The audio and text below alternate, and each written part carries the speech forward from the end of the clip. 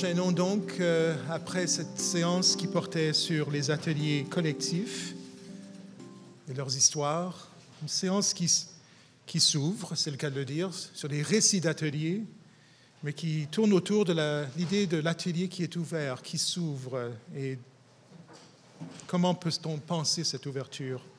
Nous entendrons Bruno Andrus, Sylvie Cotton, Pascal Galipeau et Eduardo Ralikas. Alors, j'accueille maintenant Bruno Andrus, souffleur de verre depuis plus de 20 ans. Il a combiné sa passion pour son métier et ses intérêts pour les sciences sociales en complétant en 2017 un doctorat en histoire de l'art à l'Université Concordia, avec une thèse portant sur l'impact de Expo 67 sur le verre d'art international et local. Dans les dernières années, il a livré plusieurs textes et articles et expositions portant sur les métiers d'art. Bienvenue, Bruno Andrus. Merci beaucoup, Dominique. Merci à Laurier de m'avoir invité. Je suis très content d'être ici. Ma présentation, tant de choses à dire, si peu de temps. Donc, ce que j'ai décidé de faire, en fait, étant donné que la thématique, pour moi, c'est d'ouvrir peut-être les perspectives en ce qui concerne l'atelier et le type d'artiste auquel on peut faire référence aussi. Ma présentation n'est pas tout à fait linéaire dans le sens que je vais vous proposer plusieurs modèles, plusieurs choses, mais l'idée, c'est vraiment d'ouvrir les perspectives pour l'instant. Et lorsque j'aurai plus que 10 minutes, j'arriverai peut-être avec un truc qui est peut-être plus cohérent ou rationnel, en fait. Donc, déjà, quand on parle d'artiste, je pense que c'est important de distinguer de quel type d'artiste qu'on parle, parce que ça devient vraiment important dans le champ culturel des métiers d'art au Québec, dans l'écosystème. Le champ dominant, c'est évidemment les arts visuels qui sont issus de la tradition des beaux-arts, mais il existe d'autres pratiques qui, comme la pratique des métiers d'art, c'est-à-dire que légalement, par exemple, depuis 1989, légalement, au Québec, il y a un statut professionnel qui est accordé à 3 types d'artistes: les artistes en art visuel, les artistes en métier d'art et les artistes en littérature, c'est-à-dire les auteurs, par exemple. Donc, c'est évidemment les 2 premiers qui nous touchent plus ici. C'est la loi S3201. Et donc, je vous laisse lire, je vous donne une dizaine de secondes pour lire le numéro 1, qui est art visuel. Il va un peu de soi, comme je vous dis, puisque normalement, quand on fait référence à des artistes, c'est à ça qu'on fait référence. Toutefois, le deuxième champ dans lequel moi, je travaille professionnellement et sur lequel j'ai cherché par la suite, c'est le champ des métiers d'art. La loi définit, ce n'est pas une définition qui est idéale, mais ça permet quand même de situer les choses. Donc, métier d'art, la production d'œuvres originales, uniques ou en multiples exemplaires destinées à une fonction utilitaire, décorative ou d'expression et exprimée par l'exercice d'un métier relié à la transformation du bois, du cuir, des textiles, des métaux, des silicates, silicates voulant dire le verre et ou la céramique et ou le travail des émaux, ou toute autre matière. Donc, le champ des métiers d'art, c'est un champ qui est difficile à définir pour un ensemble de raisons, entre autres parce que déjà, par rapport à la définition, on peut parler d'artistes en métier d'art. C'est comme ça que la loi définit la pratique là, certains artistes en métier d'art vont parler d'eux-mêmes comme étant des artisans, par exemple, des designers. Donc, le vocabulaire devient très important. Et la transformation des métiers, donc, on parle d'un ensemble de métiers, comme par exemple, tantôt, on mentionnait, par exemple, que les verriers avaient été répertoriés. Sauf que pour moi, verrier, ça ne veut pas dire grand-chose parce que, par exemple, moi, je travaille le verre à chaud, je suis souffleur de verre. Les vitraillistes, en fait, c'est un autre métier à laquelle moi, je n'ai pas de compétences. Je comprends comment ils font, mais moi, ce n'est absolument pas mon métier, par exemple. Donc, dans le milieu des verriers, on fait une distinction très claire entre ce qui est le verre à chaud et les métiers qui sont reliés à ça, et le verre à froid, qui sont les métiers qui sont reliés à ça. Donc, ça sous-entend aussi d'autres pratiques, comme la pratique du textile. Ceux qui travaillent le textile, ça peut être tisserand, peut confectionner des vêtements. Donc, c'est un ensemble de pratiques, en fait, qui se déclinent. Présentement, le Conseil des métiers d'art, je pense qu'il fonctionne avec une 13 métiers ou quelque chose, ou 13 familles de métiers, en fait. Et chaque famille comprend plusieurs métiers, plusieurs pratiques, et les gens sont normalement spécialisés dans le travail de certains matériaux. Une chose aussi qui distingue les intérêts des artistes en art visuel ou des artistes en métier d'art, c'est que nous, les artistes en métier d'art, on incorpore dans le rendu artistique tout ce qui touche aux techniques de production. Et normalement, évidemment, les gens en art visuel, c'est l'objet final qui est important, savoir comment il a été fait, alors que nous, les procédés de transformation de la matière, la façon qu'on a travaillé la matière, les outils qui ont été utilisés et les fours qu'on construit pour fabriquer nos objets font partie du travail de production. Si moi, je regarde souvent un objet d'art en verre, par exemple un vase, ce que je vois d'abord, c'est un ensemble de techniques qui ont permis à ce vase-là d'être réalisé. Mais évidemment, il faut être un expert du verre soufflé pour être capable de voir un vase puis de le déconstruire dans un ensemble aussi d'étapes de production.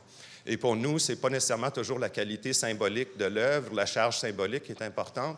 En fait, c'est la qualité de réalisation, la difficulté à être capable de faire un objet aussi, qui devient centrale dans le processus de création de l'œuvre, par exemple. Pour être capable de rendre cette réalité, moi, il y a une chose que j'ai eue à... Parce que la définition des métiers d'art, elle n'est pas claire. J'ai défini, dans le cadre de mes études, une définition des métiers d'art qui est sous forme de graphique, en fait. J'aurais pu avoir une définition classique du type « les métiers d'art sont un champ de pratique malheureusement ». Je n'ai pas le temps encore là, je passe très rapidement.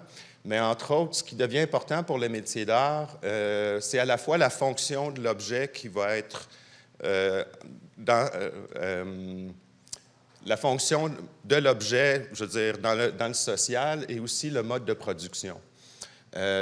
Donc, on peut avoir une approche industrielle au métier d'art, on peut avoir une approche décorative au métier d'art, on peut avoir une approche artisanale au métier d'art et on peut avoir une approche artistique au métier d'art.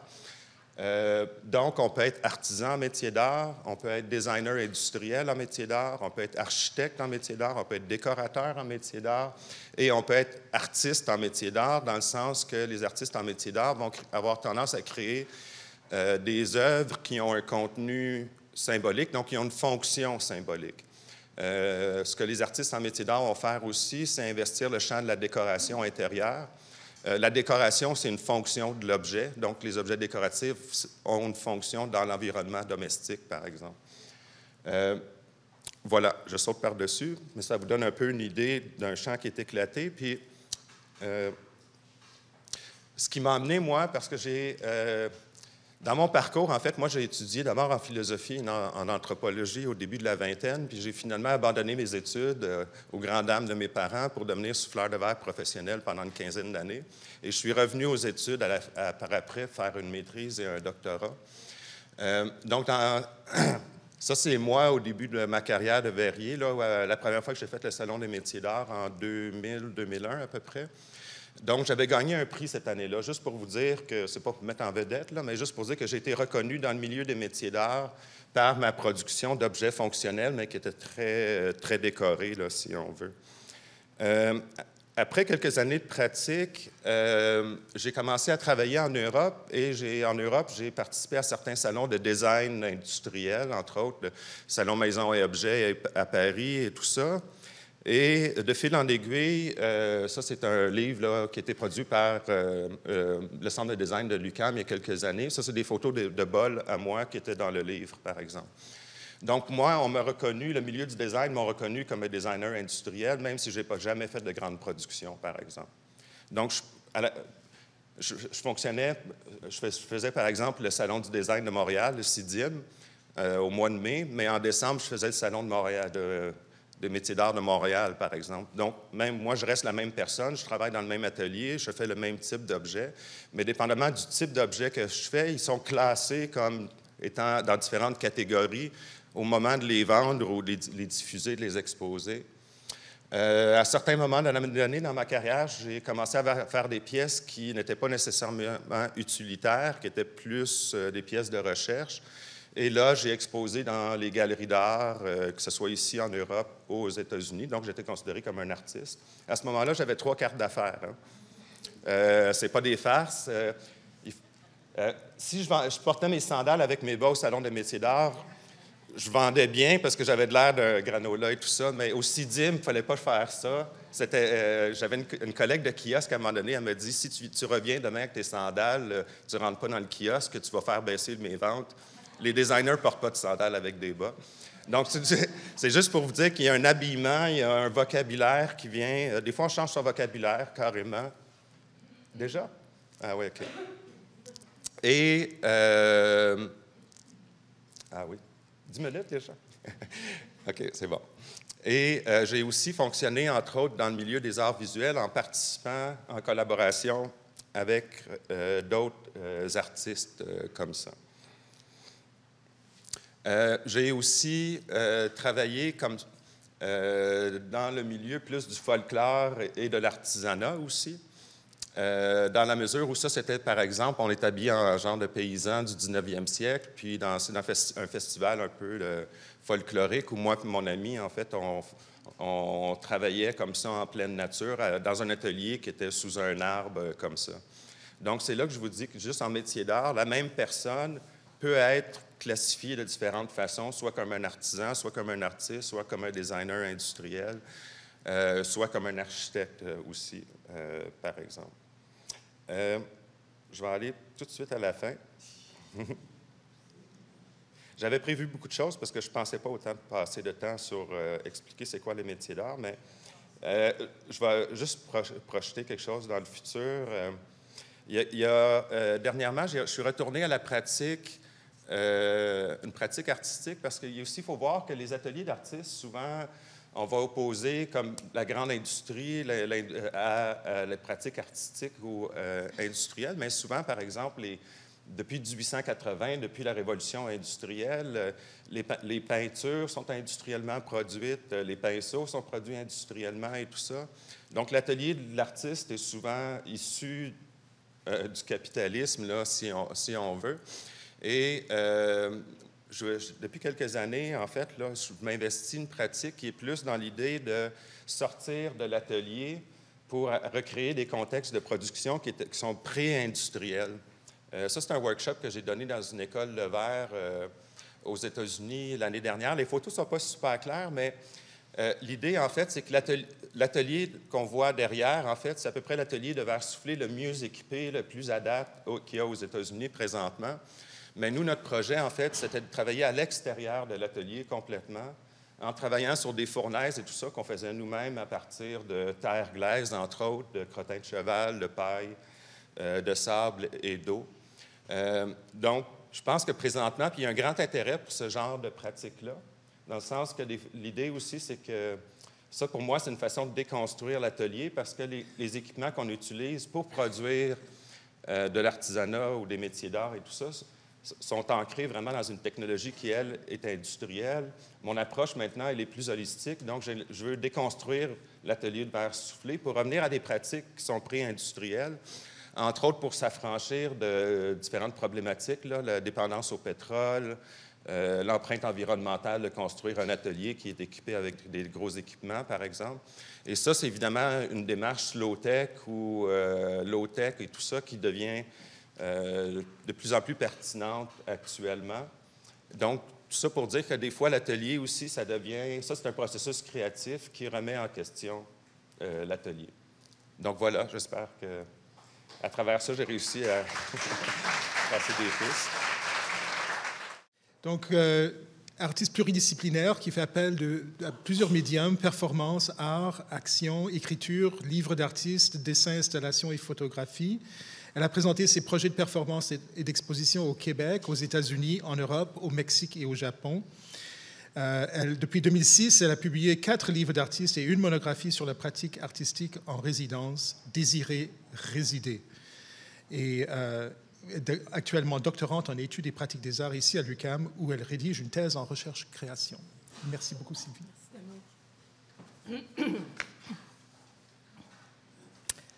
Bonjour. Merci, Laurier, de m'avoir invité à cette journée importante et je trouve très intéressante, qui va passer trop vite, comme vous le disiez tantôt. Le grand atelier de l'esprit. Depuis plus de 20 ans, ma recherche et mon travail artistique en art-action et en performance m'ont amené à considérer différentes reconfigurations de l'atelier conventionnel, c'est-à-dire ce lieu très personnel, espace protégé et intime, où se laisser être en réflexion, en élaboration, en essai de transformation de la matière, en absorption et souvent en solitude. Beaucoup d'autres activités s'ajoutent au travail de création qui s'y fait. Rencontres, écriture, lecture, tri, rangement, aménagement et sieste. Des affects s'y manifestent aussi, confiance, rigueur, ferveur, paresse, doute, peur, fantasme plastique et des états physiques, bien sûr, parce qu'il n'y a rien sans le corps, la vigueur, la fatigue, la fébrilité. Pour réaliser mes projets en art-action, contextuels, souvent relationnels, presque toujours in situ, in socius, l'atelier conventionnel n'a plus de prise. Il a autant d'attrait pourtant, car il est tellement réconfortant. Mais impossible de l'emporter, de le recréer.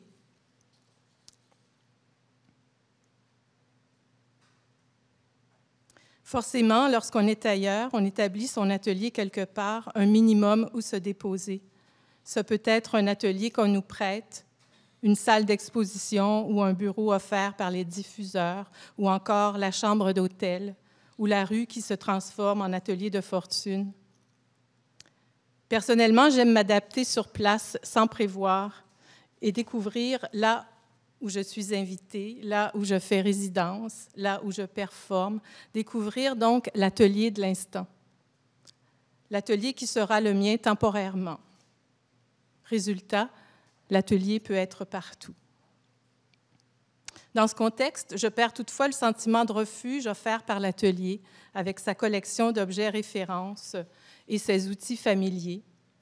La vie de création in situ et in socius, telle que je l'amène, me fait réaliser le pouvoir si sécurisant de l'atelier. Peut-être est-ce pourquoi son atelier est-il aussi sacré à un artiste et son travail, en général, si précieux. L'atelier offre une structure de protection, de voilement, d'isolement. Le lieu est poignant, réellement et symboliquement, car il demande qu'on y écoute quelque chose. Et on y entre pour ça. Tout le monde s'attend à ce qu'on en ressorte avec un trésor. Alors, comme artiste sur la route, orpheline d'atelier, mise à l'épreuve du saut dans le vide de l'aventure artistique, mêlée au désir des autres, les commissaires, les diffuseurs, les participants, le public, l'expérience est vertigineuse. C'est la dissolution de l'atelier.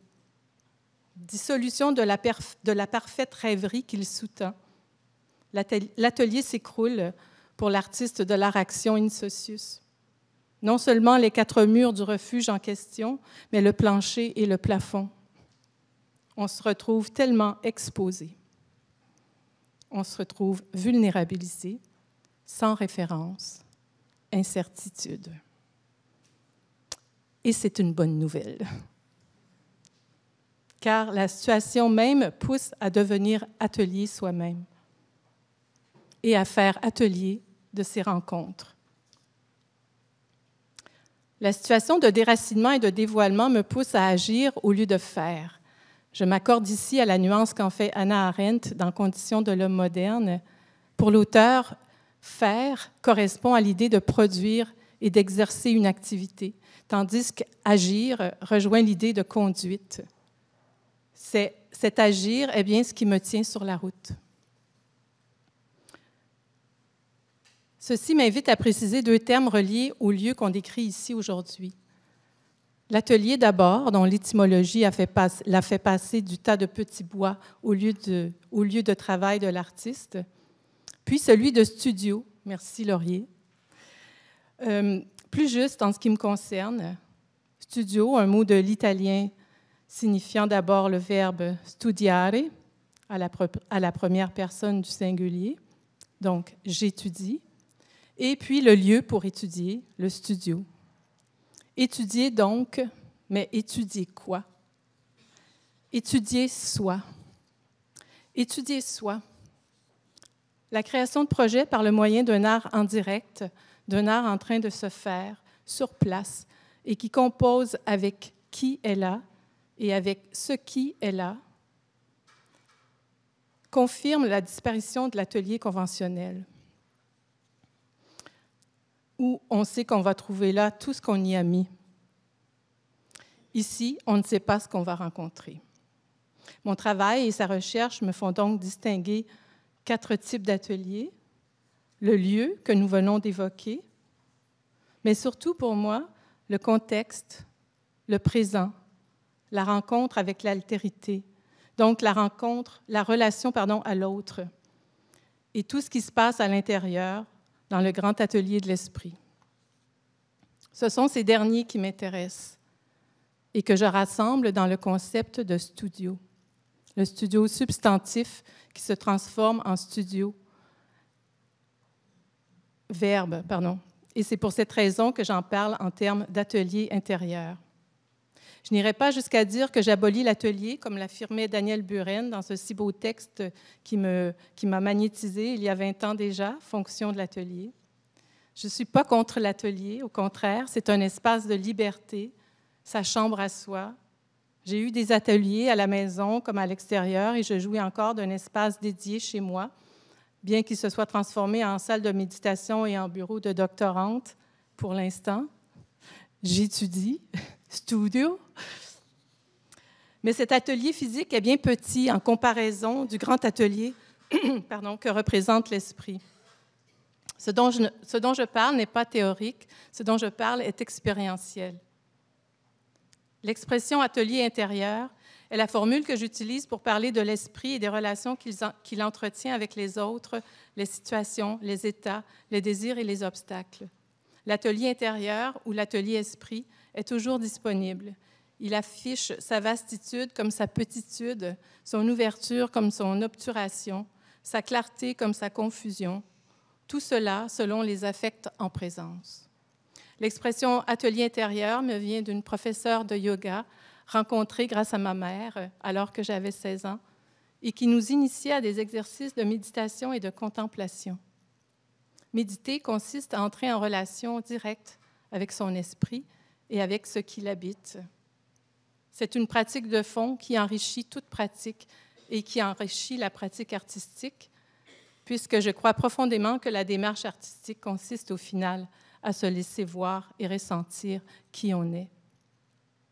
Comme le disait si justement Louise Bourgeois, et je suis désolée si vous me l'avez déjà entendu dire parce que j'adore cette citation, « L'art permet de se reconnaître soi-même. » Et j'ajoute, la méditation aussi. Le glissement de l'atelier physique vers l'extérieur s'amorce à l'été 2001, marqué d'un tatouage. Au Japon, pendant une performance, un artisan local grave dans mon dos « Mon corps, mon atelier ». J'affiche alors « OK, je vais passer là-dessus parce qu'il me reste 1 minute. On laisse faire. Je vous en parlerai. » Comme ça, je vous laisse imaginer dans votre studio intérieur qu'est-ce que j'ai fait. Alors, donc, comment entrer dans cet atelier intérieur? Comment le garder ouvert ou du moins accessible? Je l'ai dit de bien des façons depuis plusieurs années, avec les mots publiés dans le livre que Dominique a mentionné, « Désirer résider ». Et je retiens cette formule, « perdre connaissance ». C'est une bonne façon, c'est-à-dire perdre la connaissance qu'on a des choses. C'est une manière sûre, en oubliant ce que je sais, ce que je pense, ce que je veux, je peux garder l'esprit ouvert. Parce que je travaille avec les autres, je travaille avec la peur et le désir des autres. On peut lire cette phrase de double manière. Dans ces conditions, la porte a tendance à vouloir se refermer et s'ouvrir constamment. Ce va-et-vient, pareil au flux discursif de l'esprit, a tout à m'apprendre. C'est le studio parfait. pour garder les portes de l'atelier interne ouvertes et me permettre de continuer à travailler avec du l'autre, je dois garder ouvert le chantier de la présence à soi, la présence à l'autre, la présence à la présence. Merci. Ça va? Nous accueillons maintenant Pascal Galipeau, bienvenue, qui se présente comme ethnologue, muséologue, artiste multidisciplinaire et conservatrice à l'époque, maintenant auxiliaire de vie, redevenue tisserand, de plus en plus pusher d'infos, animatrice d'alliés d'écriture, et la personne qui nous entretient maintenant. Bienvenue, Pascal.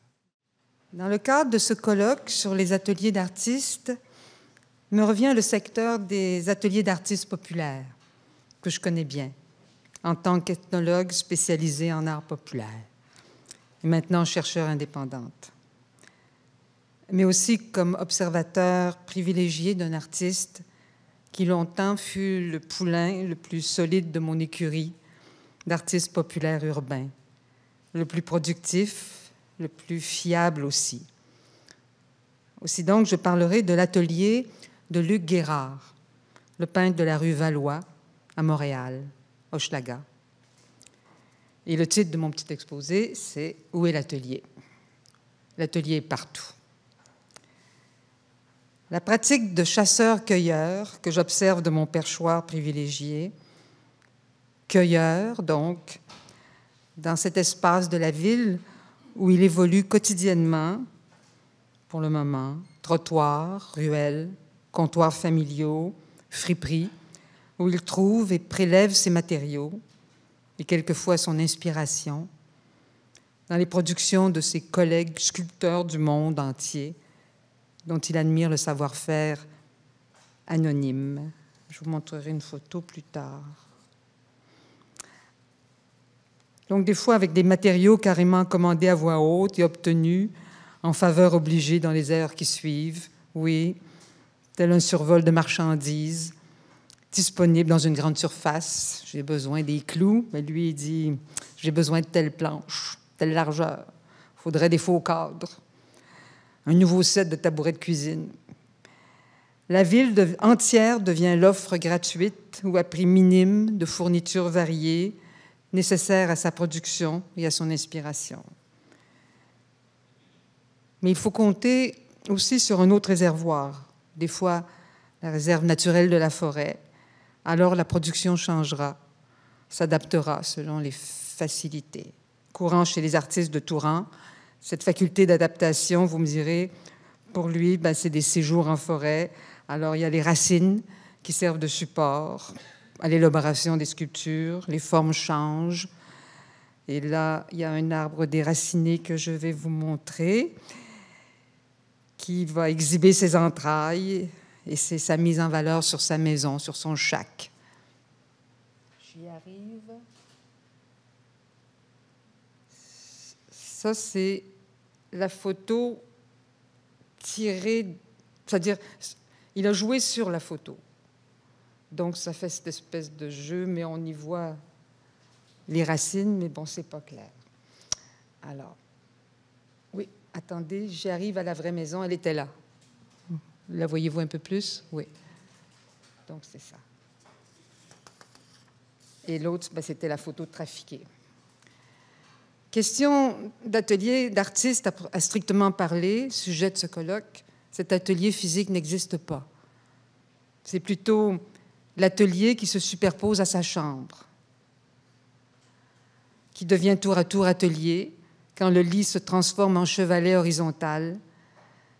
Il y a la jetée protectrice sur le lit pour protéger la Catalogne, pour protéger le lit. Le lit est très versatile puisqu'il peut servir aussi de sofa. Évidemment, pour revenir à la peinture, ça dépend de la position désirée. Des fois, il peint assis sur le lit, avec la toile protectrice. J'ai pas tout en même temps, là. Ça, c'est un coin où il y a justement les œuvres d'art. Je vais vous montrer, mais en tout cas, c'est le bordel. Alors, évidemment, pour revenir à la peinture, et des fois, il peint debout, le tableau penché à l'horizontale, juqué sur des mini-chevalets. Je les cherche. Là, on s'est retrouvé plutôt dans la cuisine. Alors, c'est une chambre agrandie, puis on a abattu des cloisons, puis c'est des minuscules pièces, mais ça fait un lieu extrêmement chargé, mais qui est à la fois le lieu de vie et le lieu de production. Il y a le coin peinture, le coin bureau, le coin lit, le coin salon. Mais le peintre alterne selon le moment, l'heure du jour, avec toujours un œil sur son fils déficient qu'il garde à demeure. Voilà pour la pratique régulière de l'artiste populaire. Et j'ajouterai l'atelier temporaire sur l'autre petit balcon derrière. Là, on est dans la cuisine. Alors, vous voyez, c'est à la fois le frigo, mais c'est aussi le coin des coffres à outils. Non, là, on n'a pas tout fait. Ça, c'est le corridor. En tout cas, les photos vont être un peu bordéliques, mais on va les voir quand même. Donc, il y a l'atelier sur le petit balcon, avec une minuscule table qui permet à la fois de manger et aussi le support pour les piles de dessin, pour faire les cadres de travail qu'on a trouvé, abandonné par un peintre amateur qui s'est tanné et qui s'est résigné. Alors, je cherche toujours... Ça, c'est dans l'escalier. On verra plus tard. La table à déjeuner devient l'établi du sculpteur. L'étau de grand-père n'est pas loin. On verra ça plus tard. Les outils dans la cuisine sont superposés. Ai-je fait le tour de tous ces ateliers volants? Il faut aussi mentionner le stockroom dans le corridor où les tableaux s'empilent. C'est ici. Il y a aussi le déversoir expositionnel de l'escalier intérieur qui s'étire. Alors là, on arrive au balcon. Là, c'est le bordel, mais là, vous voyez le balcon. Il y a aussi l'établi. Il y a aussi tout le reste. Il y a un coin ici, je vais plutôt regarder les photos, c'est le coin où l'accumulation des choses trouvées dans la rue. Donc, ce sont des éléments de sculpture ou des barreaux de chaises ou des pattes de table. C'est finalement on appelle ça le dépôt. Et donc, il y a aussi, ça c'est le dépôt des cadres. Là, on arrive au coin bureau, on recommence au début, parce que c'est pas moi qui manipule les photos. En tout cas, vous voyez donc, finalement, l'atelier est partout. Et j'arrive à l'escalier d'entrée, qui est plein de peintures aussi, parce qu'il faut bien les mettre quelque part. Et c'est la dernière photo. Donc, je dis que c'est un tentacule de lieux d'action multiples du digne fils d'un ingénieur qui complète un atelier ingénieux de celui qui a eu une vocation sans passer par l'école, mais qui s'est fait peintre, qui persiste et signe et peinture toujours et encore. Voilà.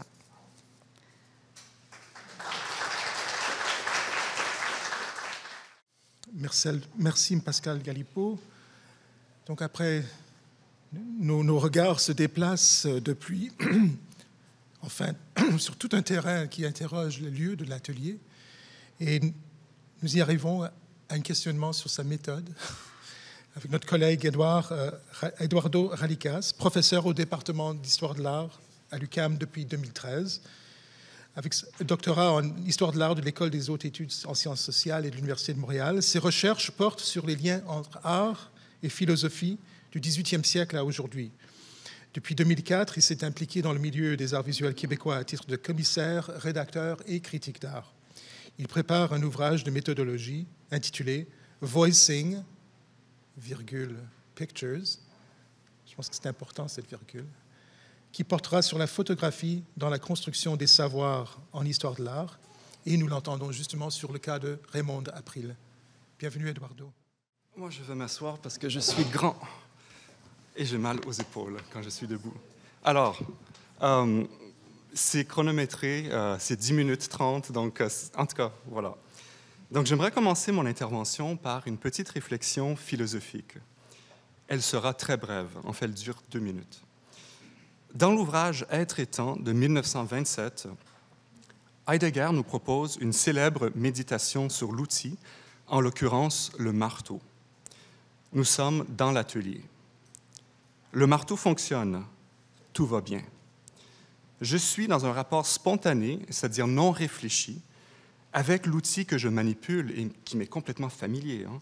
et dont la forme, le poids, la dureté, la texture déterminent en retour ma façon d'être au monde à ce moment-là. J'écris ceci en pensant aux artistes dans la salle, aux artisans dans la salle, et ainsi de suite. L'outil et moi sommes entièrement absorbés l'un dans l'autre par le savoir-faire. L'outil est là, sous la main, et moi, je suis à l'écoute. J'exécute des tâches avec lui, grâce à lui. Construire, faire, défaire, jauger, transformer, créer. D'une certaine façon, c'est comme si je n'existais pas. Car, nous dit Heidegger, il n'y a ni sujet ni objet quand on s'investit de la sorte dans l'atelier. L'outil, mon geste, les matériaux et le processus de fabrication constituent au final qu'une seule réalité continue. À partir de cet exemple, Heidegger se pose une question fondamentale. Qu'arrive-t-il quand le marteau se brise? Et voilà, il a cessé de fonctionner. Une chose singulière se produit alors. Dans cette situation imprévue, mon action pratique étant entravée, je me retrouve soudainement, et malgré moi, sur le terrain de la réflexion. L'étrangeté du marteau devient patente. Toutes les choses à quoi il servait tout à l'heure se manifestent comme autant de phénomènes désormais ouverts à l'interprétation. C'est dans cette ouverture que s'opère la transition la plus essentielle. Et je rappelle que cette partie de la journée s'appelle l'atelier ouvert. Donc c'est dans cette ouverture que s'opère la transition la plus essentielle, celle qui consiste à passer de la techné au logos, du savoir-faire au savoir au sens le plus noble du terme. Bref, le marteau brisé me transforme. Il me met sur le chemin de la pensée. Je constate alors que la réflexion est un geste, mais un geste de substitution qui met les gestes à l'écart du monde pour les réfléchir, dès lors que le monde se retire. Donc, notez-le bien, le héros de ce petit récit, ce n'est pas l'artisan et encore moins l'artiste, mais plutôt l'outil dans son état non fonctionnel. Le récit de Heidegger donne lieu à une théorie de l'agentivité d'objets, mais il s'agit d'une agentivité inversée. C'est en cessant de fonctionner que l'outil devient éclairant. Il éclaire l'être des choses en faisant disparaître d'un seul trait l'espace de sens sur lequel je me fie d'habitude et dans lequel sans cesse je me projette. Voilà, ça c'était le début, cette réflexion philosophique. Donc j'aimerais laisser de côté l'outil pour réfléchir maintenant à l'atelier. Et ma question est la suivante. J'aimerais filer la métaphore de Heidegger sur le marteau. Qu'arrive-t-il quand c'est l'atelier qui est brisé? Qu'arrive-t-il quand l'atelier cesse de fonctionner comme atelier, de remplir ses fonctions habituelles ou traditionnelles? Et on vient juste d'avoir des cas d'ateliers non fonctionnels peut-être.